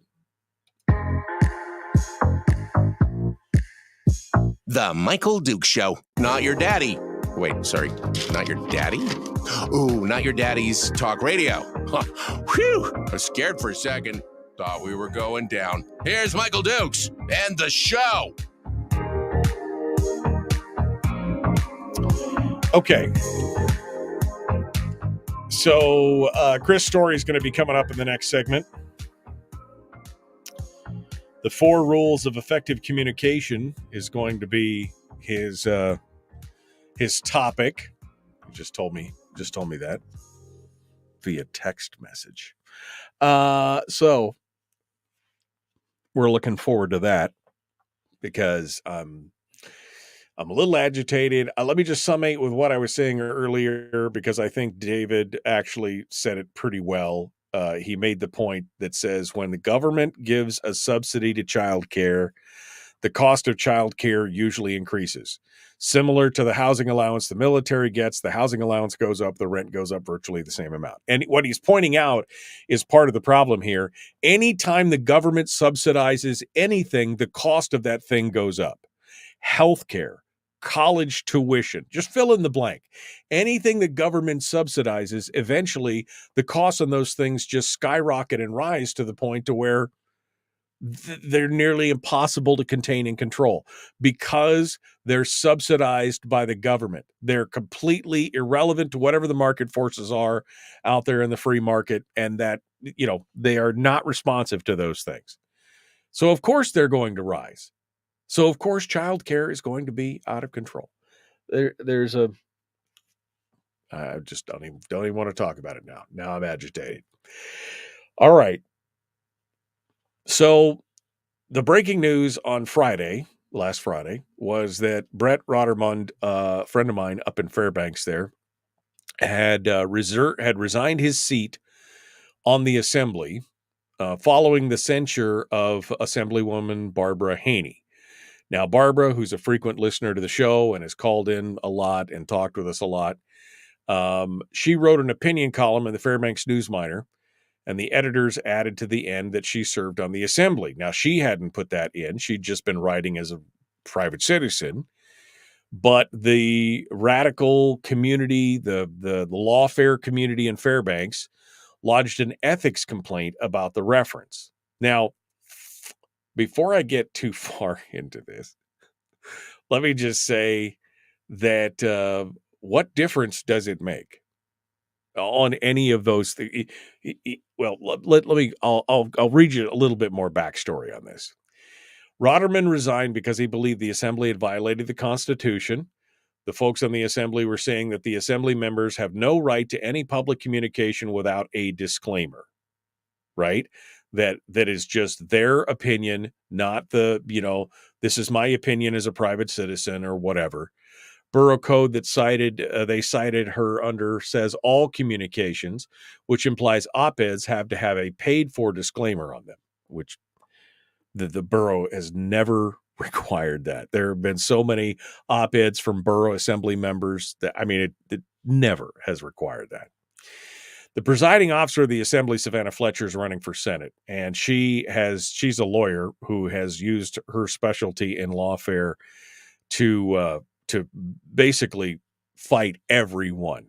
She's associated with the Northern Justice Project, which is, part of the whole thing. Anyway, the good news on that is that Brett Rotterman decided in the long run that he would not resign. He rescinded his resignation, which is good because I think, we need to have some good conservative voices on there. He said that over the weekend, he heard from many people in Fairbanks and from me. He and I talked on Friday after it came out. Not that I did anything, because when I left the conversation with him, he was still like, nope, I'm done. And I could respect that. And I said, well, I wish you wouldn't, but good luck. I've been there. I know his frustration. But he had heard from so many people on both sides of the political spectrum asking him to rescind it that he did. Again, this whole thing is so hysterical from one perspective. Now, Suzanne Downing's got an interesting piece over at Must Read where she said she goes basically, it takes a closer look at Savannah Fletcher, who had a huge conflict of interest that she hasn't disclosed, that she is presiding over this farcical ethics hearing, which she allowed an attack on a fellow assembly member. And Savannah Fletcher didn't disclose that she not only received a significant campaign donation from the person who complained about Haney, but that she received a significant campaign donation from the woman's husband and from other family members. In fact, and a total of $5,000 in donations had been given to Fletcher's campaign from this family who was complaining about Barbara Haney. So there's some crazier stuff that's going on here. But let me make this whole point. You only lose when you play their game. If they had now look, I was an assembly member and yet I was on the air 10 hours a week, 10 to 15 hours a week, every week, talking about the issues that were going on at the borough. I never worried about having to throw a disclaimer out there or do anything else because people knew that that was just my opinion. I was one member of a borough assembly. I never had to worry about that problem. If I served on the borough assembly today and Savannah Fletcher and company or one of her surrogates came out and filed an ethics complaint against me, you know what I would do? I would ignore it. Why? Because you only lose if you play their game. Barbara Haney is completely allowed to have her opinion, whether I agree with it or not. Savannah Fletcher's allowed to have her opinion, whether I agree with it or not. She can shout it from the rooftops. She can call into talk radio. She can write an opinion piece. That doesn't matter. Nobody in their right minds thinks that somebody who is saying something as an assembly member is speaking for the entire assembly. If you do, you're a simpleton. But regardless of that, I just wouldn't have participated. Because you know what's the worst that can happen? Barbara Haney just had the worst that could happen. They had an ethics committee thing. Now, the ethics committee said they recommended nothing, don't do anything. But Savannah Fletcher and company decided to take it to the full assembly, and they had this full kangaroo court thing going on. And they all got in there, and they voted to censure her and fine her $1. Do your worst. That was it? I wouldn't even have showed up. I would have mailed in $1. I'd have paid an $8 priority mailer to give them a $1 bill. If that's what they want to do. And what are they going to do? Garnish my wages if I didn't pay the $1? Are you kidding me? Why would you even participate in that?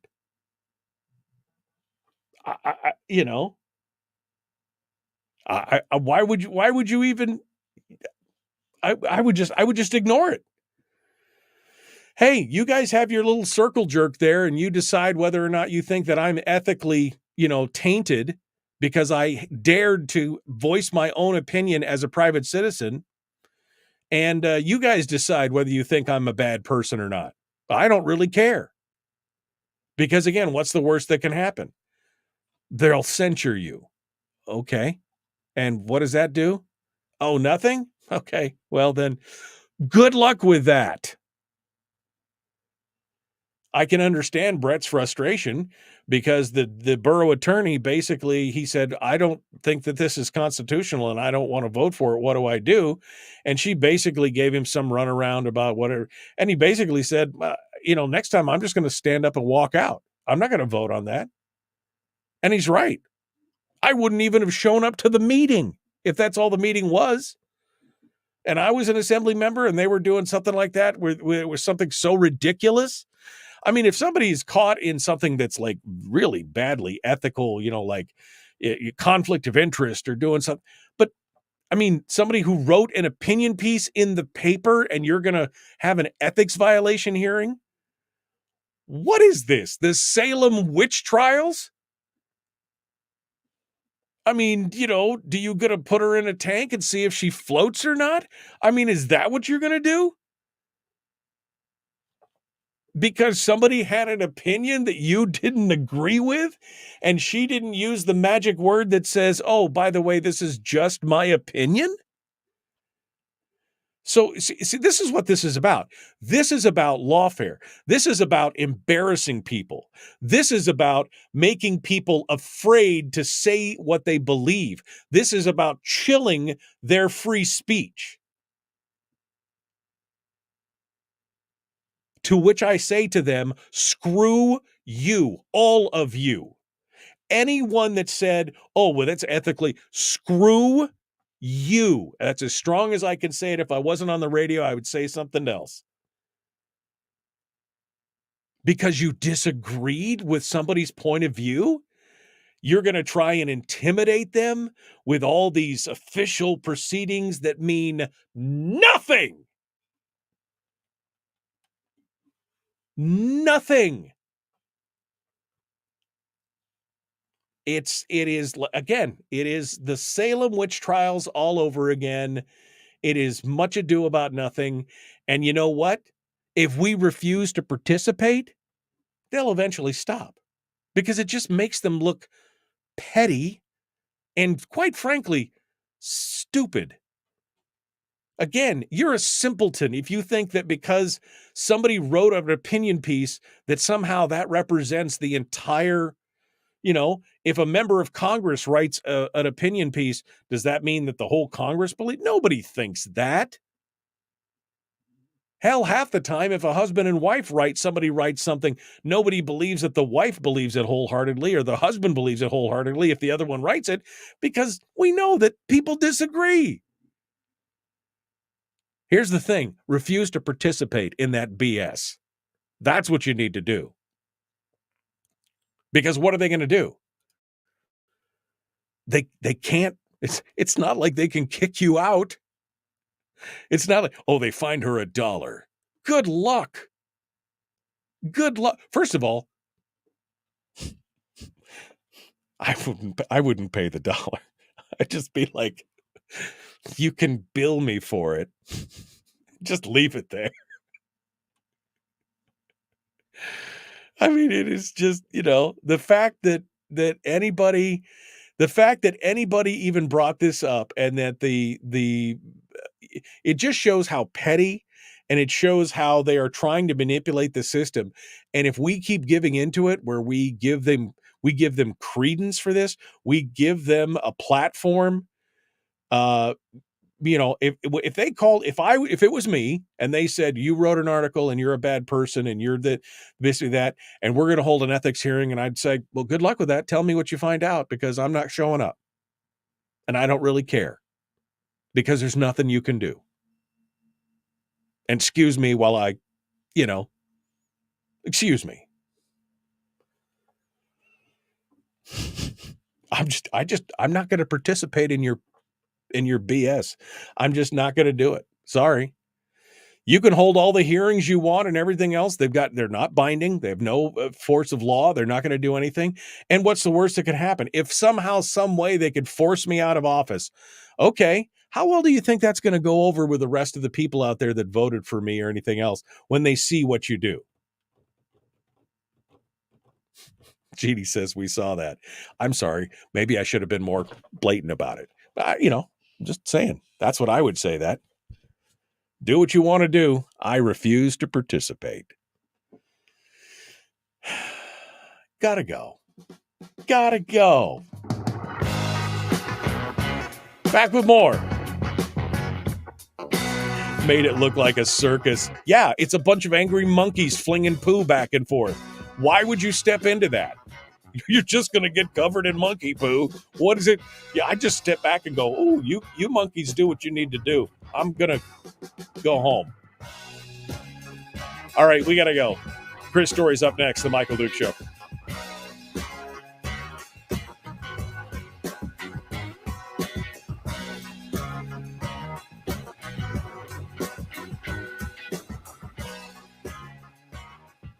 If you missed the show, you can listen to it on your time with Dukes On Demand. Oh, and it's free. Like America used to be. Streaming live every weekday morning on Facebook Live and MichaelDukesShow.com. Okay.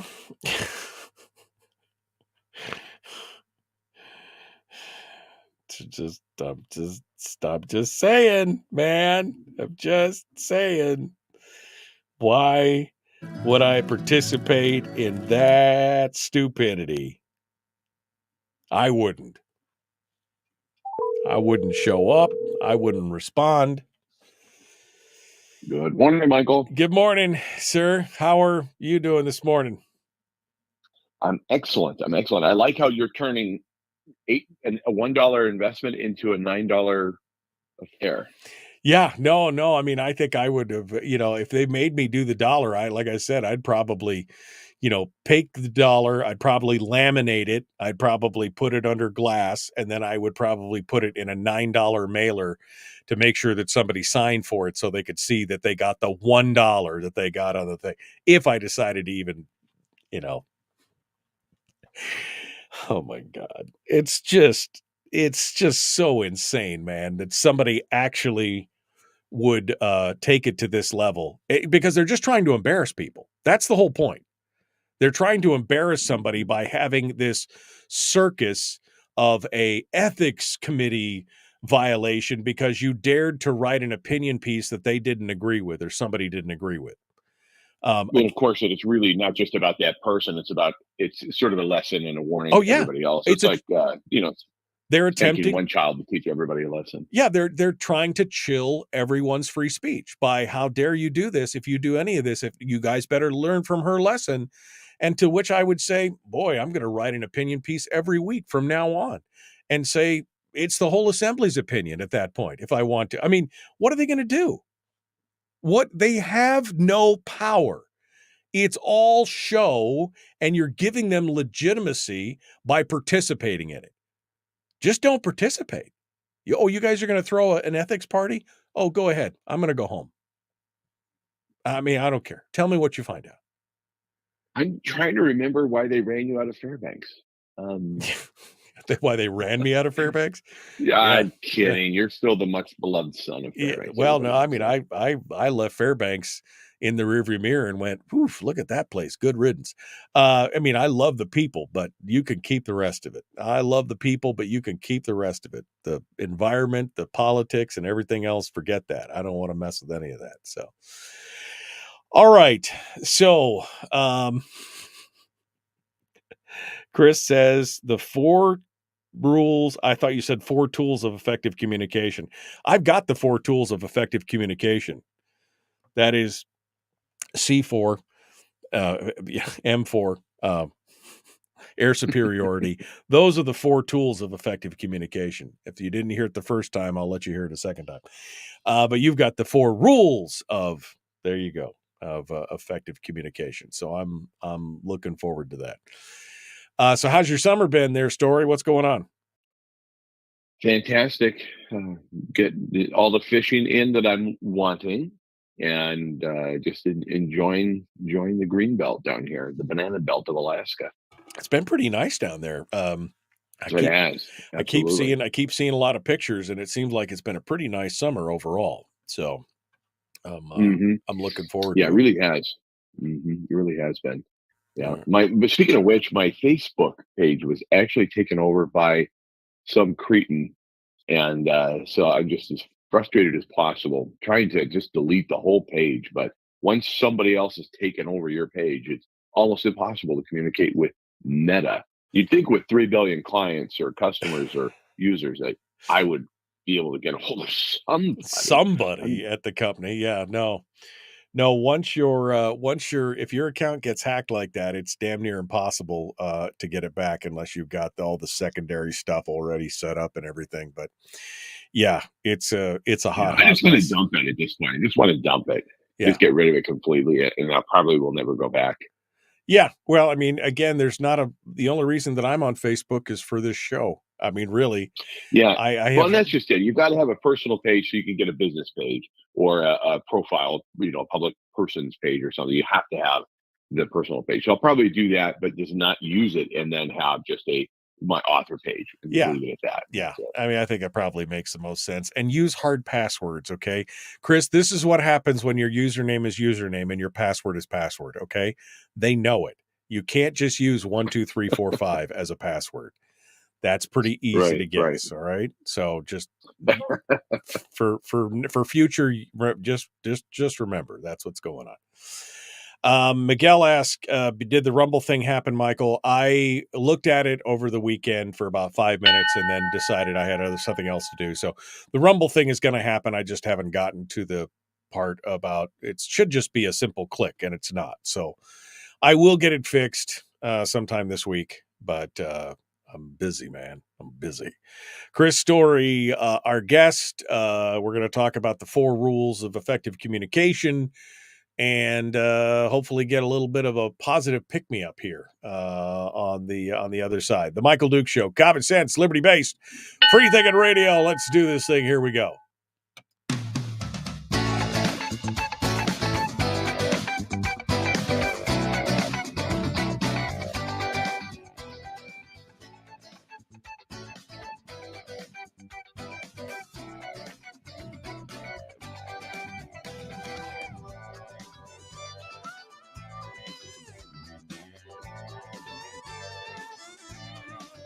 Okay, so we call him Mr. Story. He comes in every week to talk about wood ticks, lunatics, politics, all that kind of stuff, and positivity. That's really the big thing, is he talks about positivity. This week, he wants to talk about the 4 rules of effective communication. So we'll see how that folds into our lives. Good morning, Mr. Story. What's on your mind, my friend? What do we got to learn today? Well, what's on my mind is probably now more than ever, we need to be as effective as possible when communicating. And maybe it's not now more than ever. Maybe it's always been this way. As Paul Harvey so effectively said, the thing about times like these is there've always been times like these. And I really believe that. However, in this digital age, in this foreshortened text communication, IDK or whatever, there's just more cause now, I think, to be concerned a little bit about how we're communicating, and are we seeking first to communicate effectively or just to lambaste somebody over the top of the head. So I've come up with 4 rules for effective communication for those about to talk. And Michael, I couldn't be more excited. Well, I mean, I think about this and I'm just thinking, oh, wait, are you trying to actually communicate, or are you just trying to get your jab in? And I mean, Terry and I were talking about something this weekend, and she said something like, I can't believe it. This person just asked this question, and I'm just like, honey, it's the internet. It's cancer. I mean, are you kidding me? I mean, you say somebody asked kind of the most mild-mannered question, And of course, it's always the community groups, the Matsu, who not to use, or the Homer communications groups, or the Fairbanks, you're from Fairbanks or whatever. When somebody just asks a simple question, and the next thing you know, there's 137 comments about what an idiot you are for asking the question. And I'm just like, why? I mean, the internet's great, but why even continue at this point? But maybe you can help us be more effective in that way. Chris, give it to us. Yeah, absolutely. In fact, I think rule number one is cross applicable for one-on-one, one-to-many, or the internet, social media, or Quora, or anywhere you go to ask a question or seek information, even how you use AI tools. Okay, the number one rule for effective communication, this comes to you from Joe Stumpf, who said, and I quote, "Make sure what you're about to say will improve upon the silence." Are you adding anything, or are you taking away? Would it be better to just stop talking? Just don't say it. There are times where just not saying something is far more effective than saying something to hear yourself talk, or to hear yourself be heard or seen in a certain light, or try to create some feeling or some appearance that you're smarter than you are, or whatever it is. Again, make sure what you're about to say will improve upon the silence. If you just implemented that rule across all platforms of communication, I think the world would be better served, and so would you. Well, sure. I mean, if you want to do it individually, but I mean, how do you get people? Like I said, somebody asks a question. What was the favorite?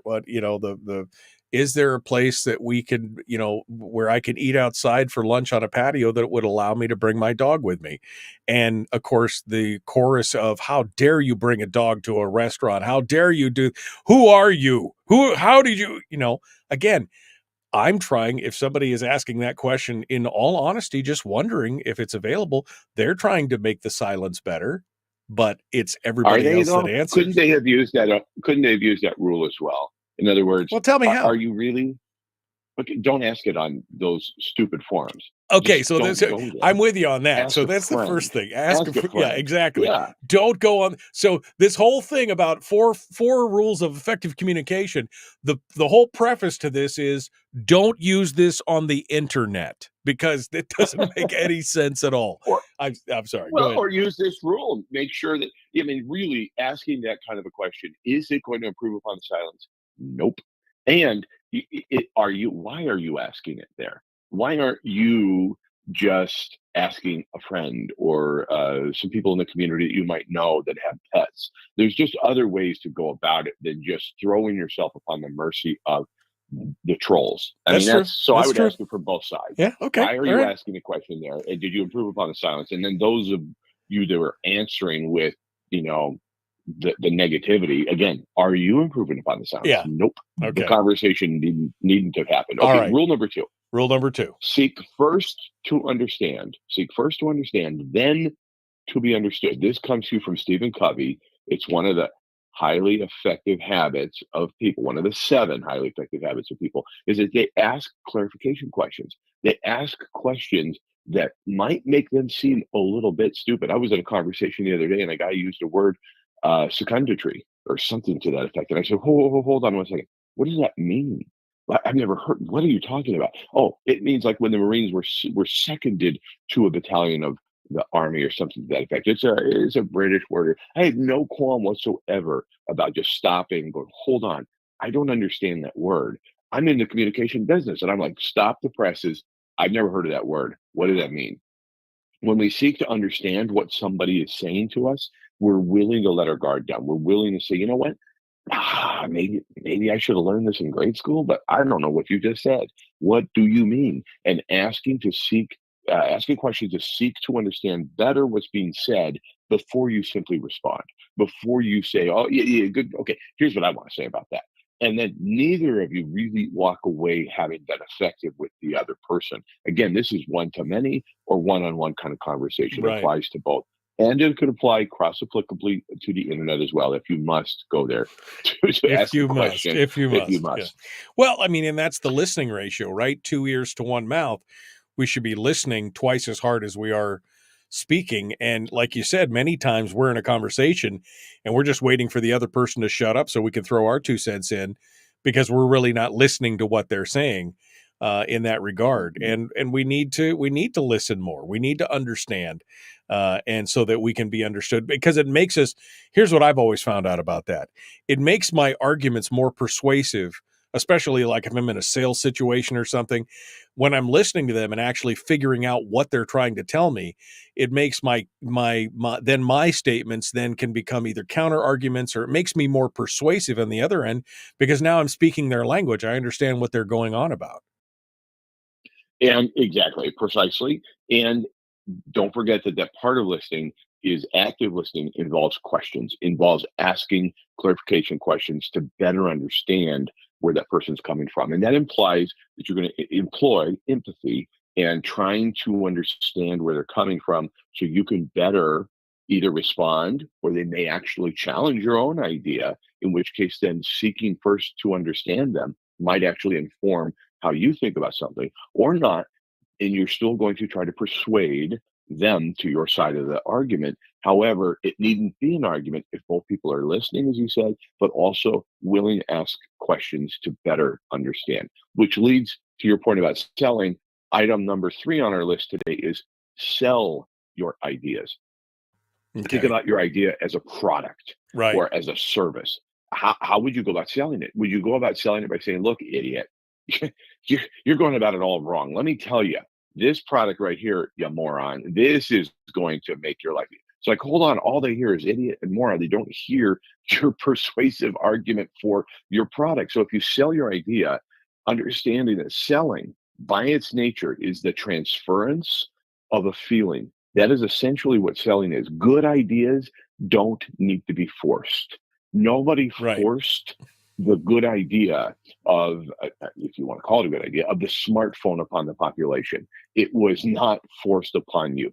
Good ideas make their way in the world because they are persuasive and people want to share and spread the idea virus. As Seth Godin would say, that idea virus can go out there and spread across the world like a pandemic, simply for the fact that you shared a good idea or you transferred that feeling. And I see it on the clock. We're running low. So I'm going to say number 4. Yep. Number 4, abide by the 3 Ps of effective communication. Be persistent, patient, and passionate about everything you speak about. And remember, it ties back to rule number 1. You're only going to be persistent, patient, and passionate if what you're about to say will improve upon the silence. Otherwise, keep quiet. I love it. I love it. Those are good things to live by, and I think everybody should. I think everybody should be paying attention to this and taking it to heart. Chris Story, the man from Homer. The title of his book is The Backyard Millionaire. You can find it over at his website, ilovehomeralaska.com. Chris, thank you so much, my friend. We appreciate you coming on every Tuesday to give us a little bit of an uplift. We appreciate that. It's the highlight of my morning. Thank you, Michael. All right, sir. Thank you so much. Folks, we're out of time. We got to go. Tomorrow's another day. The Michael Duke Show. Common sense, liberty-based, free thinking radio. Be kind. Love one another. Live well.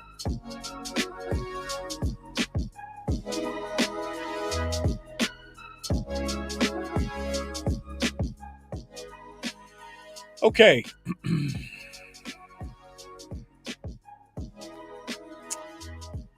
Well, that's it. I'm done. I'm done for the day. Yeah, I just this whole thing with the assembly in Fairbanks. I'm wondering what is going on.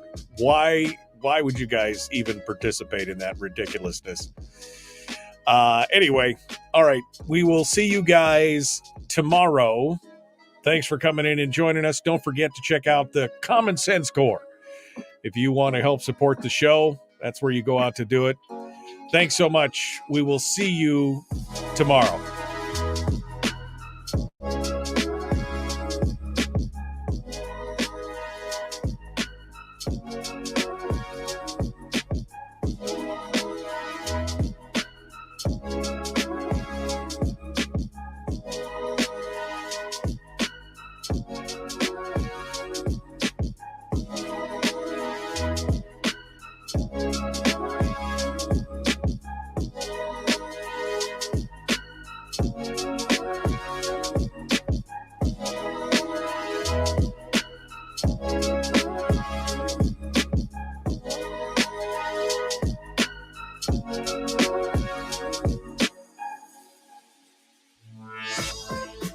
We've shed our terrestrial radio skin, and now we are slimy lizard internet people.